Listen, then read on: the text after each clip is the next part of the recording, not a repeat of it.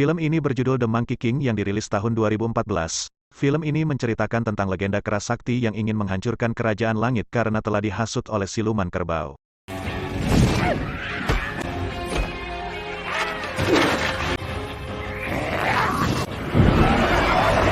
Mari kita simak rangkuman ceritanya. Film ini diawali tentang pertempuran antara para dewa dengan para iblis karena iblis tidak mau menyembah dewa. Dalam pertempuran itu, pasukan iblis yang dipimpin oleh siluman kerbau berhasil membuat kerajaan langit hancur walaupun pada akhirnya pasukan iblis mengalami kekalahan. Kaisar Langit ingin membunuh siluman kerbau tapi dihalangi oleh adiknya yaitu Dewi Kipas. Dewi Kipas sendiri adalah kekasih siluman kerbau. Dewi Kipas membujuk Kaisar Langit agar mengampuni siluman kerbau. Kaisar Langit sebenarnya tidak menyetujui hubungan antara siluman kerbau dan Dewi Kipas. Tapi kemudian Kaisar Langit menghukum siluman kerbau dan pasukannya untuk diturunkan ke Gunung Merapi yang berada di bumi. Siluman kerbau tidak diperbolehkan mengganggu kerajaan langit lagi. Apabila siluman kerbau melanggarnya, maka pasukan langit akan menghancurkannya.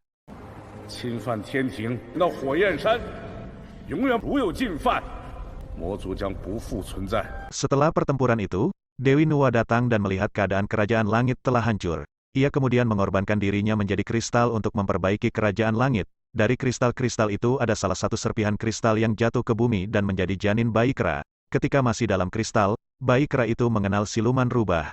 Tapi ketika rubah itu akan menghampirinya, rubah itu terluka dan diselamatkan oleh siluman kerbau.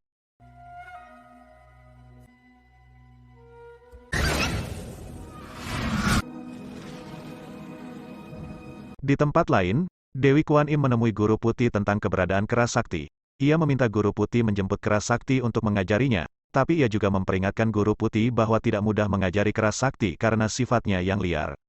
Guru Putih kemudian menemui kera sakti yang saat itu sedang menangkap kupu-kupu. Kera sakti terlihat sedih karena kupu-kupu yang ditangkapnya mati. Lalu Guru Putih mengeluarkan ilmunya untuk menghidupkan kupu-kupu itu.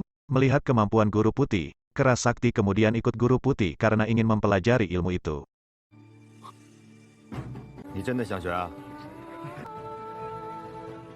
Guru Putih kemudian membawa kera sakti ke perguruannya. Ia memberi nama kera sakti dengan nama Sun Wukong. Ia juga memberinya awan nimbus dan 72 sihir untuk dipelajari Wukong. Sedangkan di tempat lain, siluman kerbau bertemu peramalnya. Peramal itu mengatakan bahwa kelahiran Wukong adalah salah satu pertanda bahwa iblis bisa menguasai kerajaan langit. Siluman kerbau mengira bahwa mewujudkan ramalan itu tidaklah mudah. Lalu peramal itu menyarankan pada siluman kerbau untuk memanfaatkan Dewa Erlang untuk memasuki kerajaan langit.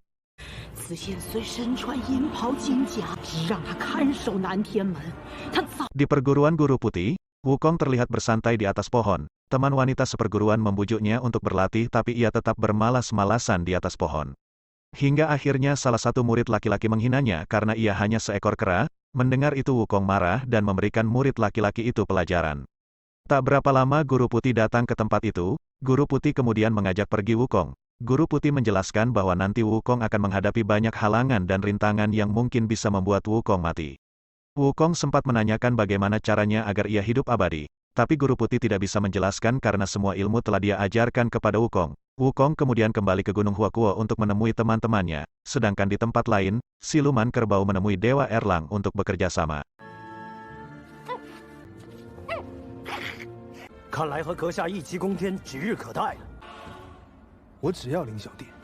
Di Gunung Huakuo, siluman batu berusaha mengganggu para kawanan kera. Wukong datang dan langsung menghancurkan siluman batu itu. Karena kesaktian Wukong, para kawanan kera mengangkatnya menjadi Raja Kera Tampan dari Gunung Huakuo. Tapi kawanan kera itu khawatir jika Wukong tidak bersama mereka, para siluman akan menyerang mereka. Mendengar itu Wukong kemudian akan pergi untuk mencarikan senjata buat rakyatnya. Sedangkan di tempat lain, siluman rubah juga sudah tumbuh dewasa. Rubah itu menjelma menjadi gadis yang cantik dan bernama Rusui. Siluman kerbau menemui Rusui dan memintanya untuk mendekati Wukong.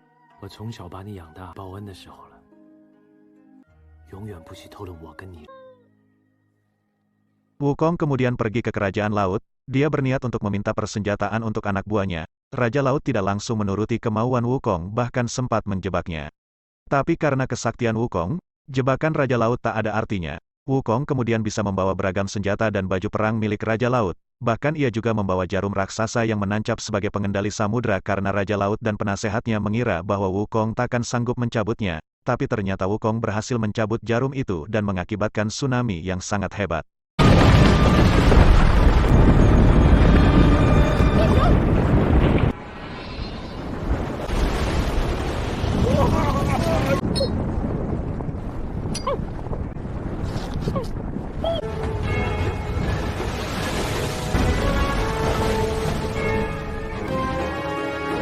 Di Gunung Merapi, Putri Kipas berhasil menghalau badai tsunami yang disebabkan oleh Wukong. Siluman kerbau kemudian teringat akan ramalan peramalnya, bahwa kebangkitan iblis semakin dekat.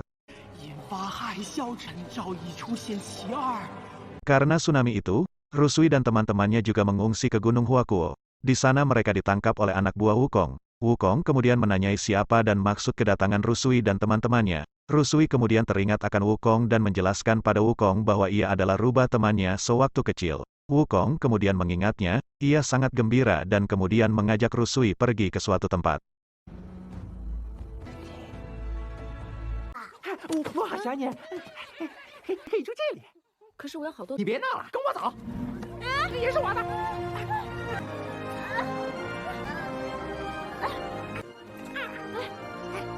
你等着，我很快回来。 Di tempat lain, Raja Laut ingin menghadap Kaisar Langit untuk melaporkan kekacauan yang telah dibuat oleh Wukong. Tapi di perjalanan ia bertemu dengan Dewa Erlang. Dewa Erlang yang mendengar keluhan Raja Laut itu kemudian menahan Raja Laut untuk menghadap Kaisar Langit. Karena menurutnya masalah itu tak perlu melaporkan ke Kaisar Langit, ia kemudian mengutus Nacha untuk menyerang dan menangkap Wukong. Di Gunung Huakuo, Wukong dan Rusui sedang bercerita untuk melepaskan rindu. Rusui membicarakan tentang umur mereka dan terlihat sedih karena mungkin umurnya tak sepanjang umur Wukong. Wukong kemudian mencoba menghiburnya bahwa Rusui bisa hidup lagi setelah mati. Di saat mereka sedang asyik bercerita, Wukong melihat cahaya terang dan mengira bahwa itu adalah matahari. Tapi ternyata cahaya itu adalah bola api yang dilemparkan oleh Nacha untuk menyerang Wukong.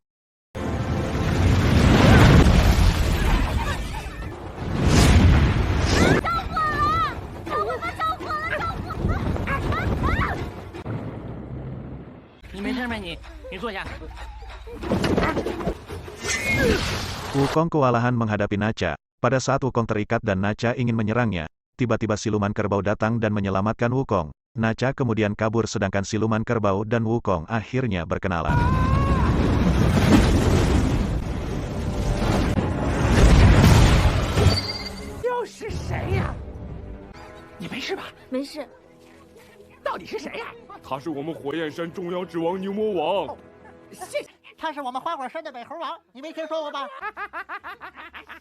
Di Istana Langit, Dewa Erlang melaporkan tentang keberadaan Wukong dan meminta agar Kaisar Langit menghancurkannya karena berteman dengan siluman kerbau. Tiba-tiba Guru Putih datang dan menjelaskan siapa sebenarnya Wukong. Mendengar penjelasan Guru Putih, Kaisar Langit kemudian ingin memberi Wukong kesempatan.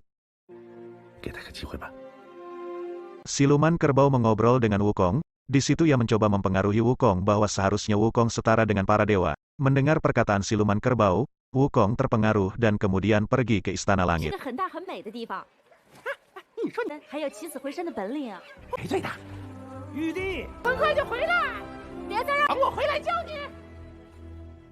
Siluman kerbau kemudian bertemu dengan Dewa Erlang untuk membicarakan rencana mereka. Sedangkan Wukong telah sampai di Kerajaan Langit.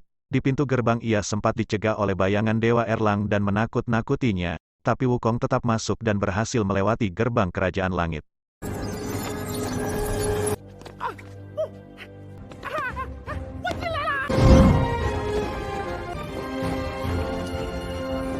Saat di Istana Langit, Wukong bertemu dengan Kaisar Langit yang sedang bersama kuda langit yang terlihat sakit. Di situ Wukong belum menyadari bahwa itu adalah Kaisar Langit dan melepaskan beban kuda dan meminta kuda itu untuk terbang. Kuda itu berhasil terbang dan terlihat sehat. Wukong baru tahu bahwa itu adalah Kaisar Langit setelah ia menanyakan keberadaan Kaisar Langit. Tak berapa lama Guru Putih beserta yang lainnya sampai di tempat itu. Guru Putih meminta maaf akan kelancangan Wukong yang menerobos tempat itu. Lalu Wukong menyampaikan maksud hatinya untuk belajar ilmu keabadian. Kaisar Langit menjelaskan bahwa belajar ilmu itu tidaklah mudah. Karena melihat Wukong bisa menyembuhkan kudanya, Kaisar Langit kemudian memberikan gelar kepada Wukong sebagai penjaga kuda di Istana Langit. Wukong sangat senang dan menjadi penjaga kuda sejak saat itu. Ternyata kuda-kuda di Istana Langit mempunyai aturan yang sangat ketat. Bahkan makan dan minumnya pun semua diatur. Wukong sangat jenuh dengan keadaan itu. Di saat itulah Dewa Erlang sengaja datang dan mencoba membuat masalah dengan Wukong. Rencana Dewa Erlang berhasil, Wukong marah dan melepaskan semua kuda-kudanya. Dewa Erlang mengejarnya tapi Wukong berhasil bersembunyi di kebun buah persik. Wukong sangat senang tapi kemudian para pelayan mengetahui keberadaannya. Di situ para pelayan menghina dan merendahkan Wukong. Mendengar itu Wukong marah dan menyihir mereka. Wukong sedih kemudian melepaskan baju penjaga kudanya. Dewa Erlang yang melihat itu sangat puas dan meminta para pelayan untuk melaporkan kelakuan Wukong kepada Kaisar Langit. Tapi tak berapa lama Wukong datang dan mengerjai Dewa Erlang.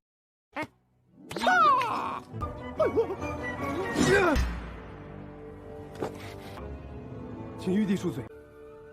我叫你给他一个！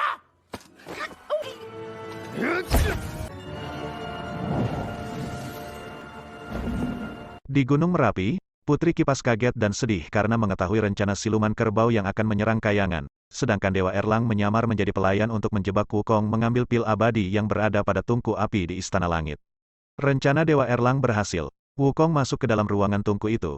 Tapi tak berapa lama, Guru Putih datang dan mengikatnya. Dewa Erlang pun datang dan menangkap dan menghajar Wukong. Wukong kemudian berusaha melepaskan diri dari ikatan itu. Ia bisa melihat tali itu terbakar ketika terkena api di tungku raksasa itu. Ia kemudian memutuskan untuk melompat ke dalam tungku untuk melepaskan ikatan di tubuhnya.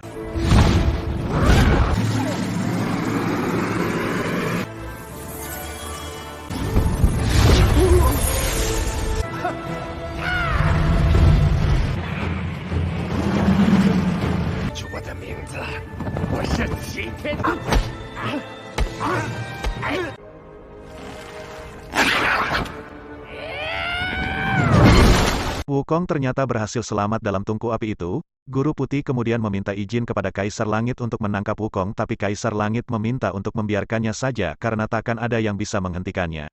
Sedangkan Wukong kemudian kembali ke Gunung Huakuo. Tapi ia sangat kaget dan sedih karena melihat anak buahnya semua mati termasuk Rusui. Pada saat itu siluman kerbau datang dan memberitahu bahwa yang melakukan semua itu adalah pasukan langit karena Wukong telah membuat kekacauan di Istana Langit. Mendengar itu Wukong sangat marah dan kemudian pergi menuju Istana Langit. Sedangkan siluman kerbau tertawa karena hasutannya berhasil.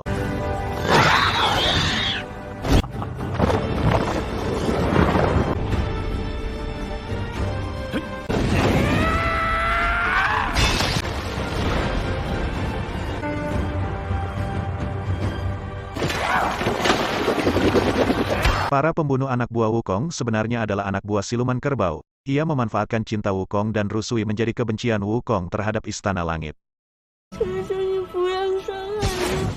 Di Istana Langit, Wukong mengamuk dan menghancurkan semua yang menghalanginya, karena ia masih mengira bahwa pasukan langitlah yang telah membunuh anak buahnya.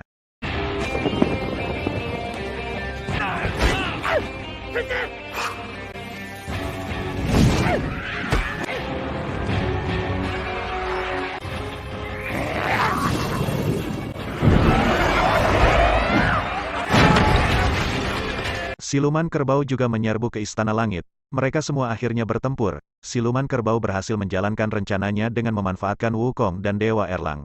杀我花果山，杀我朋友！天庭不会做这种事。听。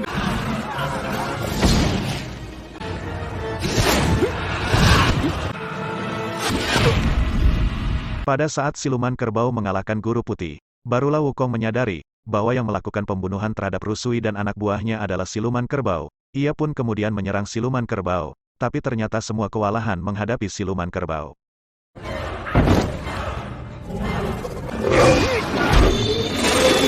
Ketika Kaisar Langit kalah bertarung melawan siluman kerbau, Dewa Erlang ingin memanfaatkan waktu itu untuk menyerangnya tapi digagalkan oleh Wukong. Dewa Erlang pun baru menyadari bahwa ia juga telah dimanfaatkan siluman kerbau untuk menghancurkan Istana Langit.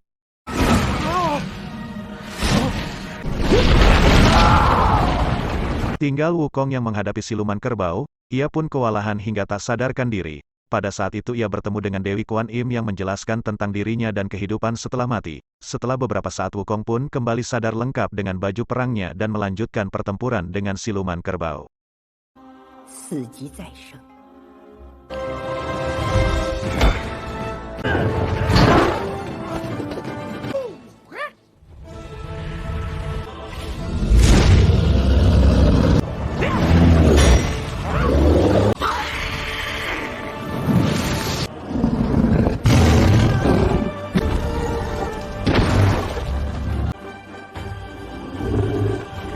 Wukong akhirnya berhasil mengalahkan siluman kerbau hingga mematahkan tanduknya. Siluman kerbau jatuh ke bumi berubah menjadi kerbau putih ditemani Dewi Kipas dan anaknya yang masih kecil. Sedangkan Wukong harus menerima hukuman 500 tahun untuk menyadari kesalahannya di bawah Gunung Lima Jari Buddha. Di akhir cerita, tampak terlihat siluman rubah sedang bermain di hutan serta di tempat lain seorang biksu yang berjalan bersama seekor kuda. Film menjelaskan bahwa Wukong akan menerima misi selanjutnya setelah menjalani hukuman, dan film ini pun selesai.